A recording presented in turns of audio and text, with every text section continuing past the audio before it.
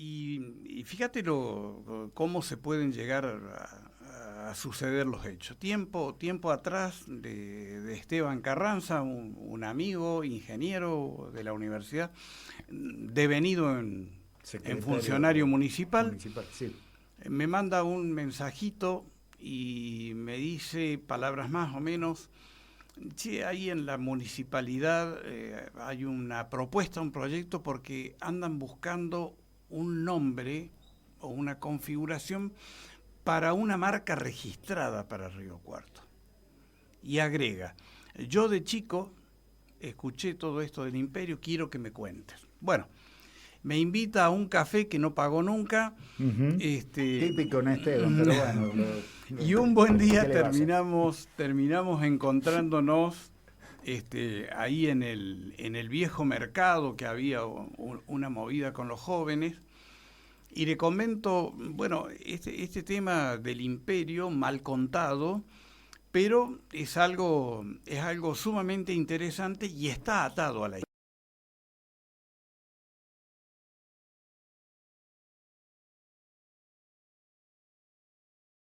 Acerca del motivo, del origen del mito. Después decime que no, nunca ni siquiera lo escuchaste.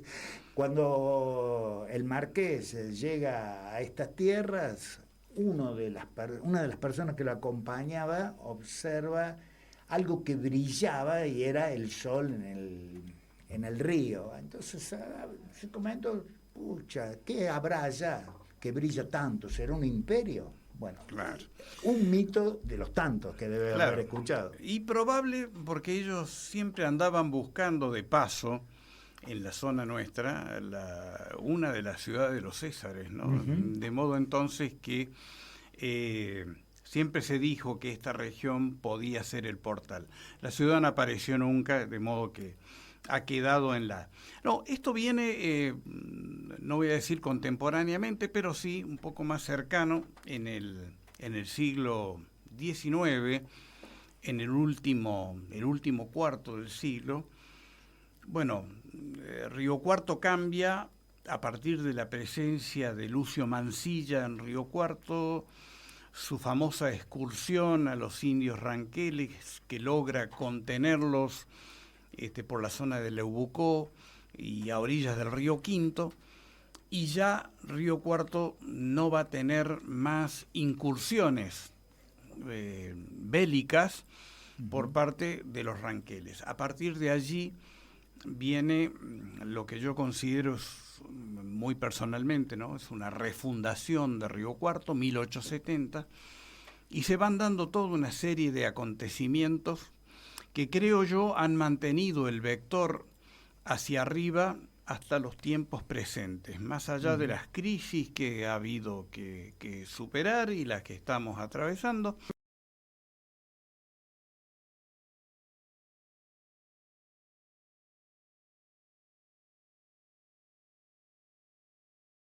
Eh, este año, de manera intrascendente, van a pasar los 150 años del Andino, de la Ujú. estación, no el ferrocarril llegó en el 73, Sí. pero la estación se inaugura. Y bueno, yo hice la advertencia que me habilita a ser crítico el año pasado. Pásenle un poco un edificio encalado, ¿no es cierto? Con Ujú. un poco de cal y una brocha, se lo puede mejorar. Bueno, pero se van sucediendo una serie de hechos y me remonto a 1885. Un riocuartense no nato, un riocuartense de los tantos que llegaron acá, él en realidad había nacido muy cerca de Córdoba, en un pueblito llamado Dolores. Su nombre, Ambrosio Olmos. Llegó a ser uno de los potentados hombres de la región. Él llega muy joven a las Achiras y ahí empieza a mercadear con cueros, con, con cuestiones que van a hacer de él un próspero comerciante. Decide trasladarse a Río Cuarto, abre un almacén de ramos generales que va a durar muchos años, va a tener su local en pleno centro frente a la plaza, allí en Sobremonte y Buenos Aires. Fue el Colegio Ángeles, el Colegio... Sí, Ángeles Custodios, sí. Hasta que lamentablemente destruyeron una obra de arte, un verdadero palacio que tenía Río Cuarto. Bueno. Y Bonafide supo estar abajo, ¿no? Sí, como parte del alquiler de las monjas que usufructuaban una donación que había hecho Adelia María Arilaos de Olmos, la mujer de quien hablamos. La cuestión es que Ambrosio Olmos nunca tuvo una gran intervención política en Río Cuarto, pero sí entabla una amistad muy cercana con Julio Roca en los tiempos en que el coronel Roca estaba al frente de la comandancia de frontera sur de Córdoba y Mendoza. En ese momento era un poco más amplia. Y 1885 se venían las elecciones en Córdoba. Entonces, sin saber muy bien quién llamó a quién, Ambrosio Olmos se encuentra con Roca en Buenos Aires y le ofrece la gobernación. En Córdoba, capital, siempre tan lejana a Río Cuarto, pero lejana mal, como dicen los chicos ahora, ¿no? Entonces, estaba el juarismo en un auge de crecimiento. Paradójicamente, los Juárez, tanto Miguel Juárez Celman como su hermano Marcos Juárez, pertenecían a las filas del Partido Autonomista Nacional, es decir, eran roquistas. La cuestión es que Roca, entre Marcos Juárez y Ambrosio Olmos, opta por este último y, para sorpresa de todo Córdoba, o de toda Córdoba ciudad, capital, va a ganar la gobernación. Aunque no se dice, como tantas cosas, Ambrosio Olmos fue el primer gobernador riocuartense. Una cosa insólita para lo que ha sido la historia política de la provincia. ¿El voto era directo? No. Era voto selectivo, por supuesto. Votaban algunos y otros no. Los que pagaban tributo votaban. Pero en Córdoba era complicado porque el jefe de policía era Marcos Juárez. Bueno, la cuestión es que esa afrenta Marcos Juárez no la va a perdonar. De allí en más, en términos más de esta época, le va a hacer la vida imposible al gobernador. Todo esto era seguido por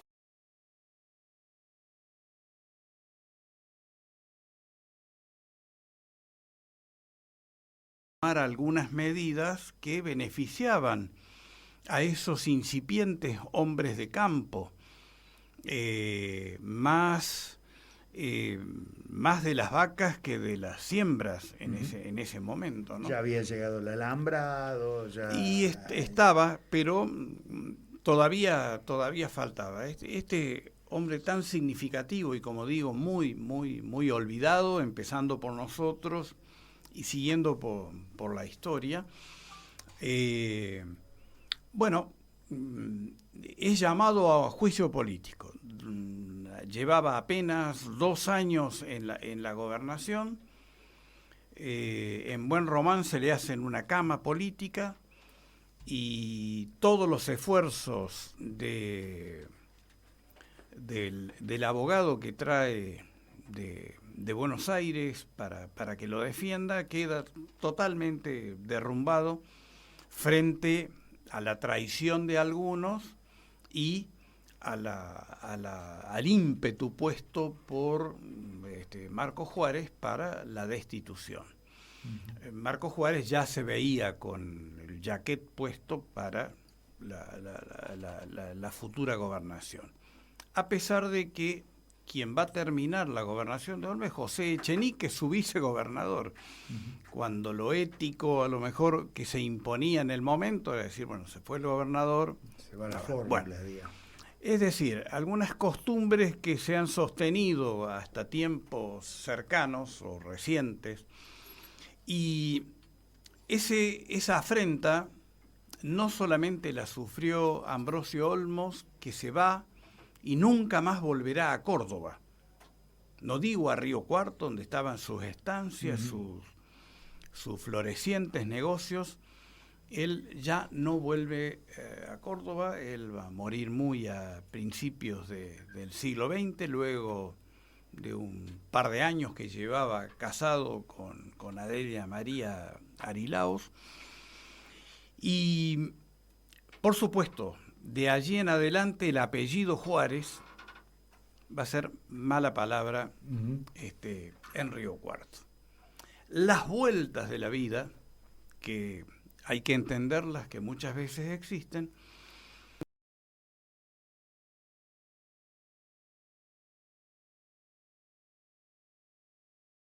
la destitución ominosa de Miguel Juárez Celman y por ende, como consecuencia, la caída del gobernador Juárez Celman apenas a un año y medio de haber asumido la gobernación.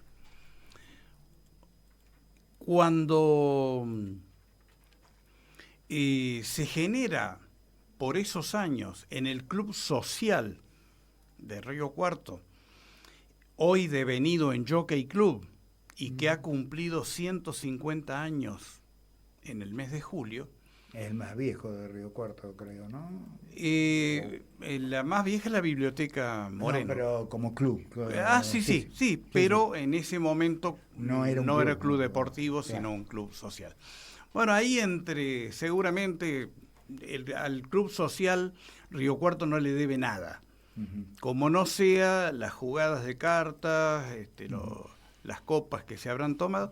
Bueno, la cuestión que en una tertulia allí alguien dice, Río Cuarto es todo el departamento, era hasta el límite actual con La Pampa, el límite con San Luis y el norte de la provincia de Buenos Aires, un territorio inmenso. Ya comenzaban a haber propietarios de la tierra, porque Mansilla había hecho lo suyo con acuerdos y que después fueron incumplidos, por supuesto, con los ranqueles. Y allí entonces alguien plantea, si nos hacemos provincia, tenemos todas las condiciones económicas y las de futuro. Por supuesto, ninguna de las poblaciones que hoy rodean a Río Cuarto existía. Bueno, más tardaron estos hombres en terminar su copa ese día que en enterarse en Córdoba, y la respuesta no tardó en materializarse. A los pocos días entra en la legislatura un proyecto de ley fracturando el departamento Río Cuarto, agregando lo que hoy es el departamento General Roca y lo que hoy es el departamento Juárez Celman. Después va a haber otros movimientos en ese sentido, que son indudablemente parte de la división política de Córdoba. Bueno, y allí alguien vino con las mentas de que alguien había dicho, ¿y qué se creen estos? ¿Que son un imperio? Bueno, la primera reafirmación del término va a ser en 1890. En 1890, elecciones en Río Cuarto,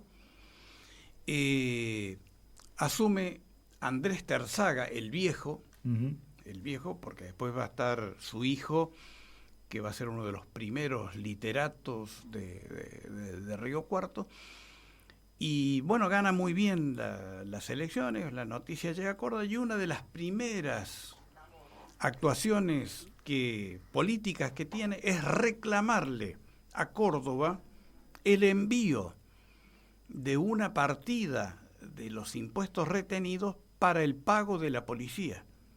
En ese tiempo la policía no era institucional como está hoy, sino que la policía cambiaba con el intendente o con los políticos de turno. Y allí hay un texto que no lo tenemos en Río Cuarto, pero sí está en el Archivo Histórico de Córdoba, en donde dice, ¿y ahora qué quieren los imperialistas estos? Palabras imputadas al gobernador Marcos Juárez. Bueno, si creyeron ofendernos, y me sumo a la cohorte riocuartense, estuvo muy lejos, porque le dio cierta enjundia a esa condición. Río Cuarto va a seguir peleando mucho tiempo por sus derechos legítimos y porque le restituyeran al menos parte de lo que se merecía. Esta situación de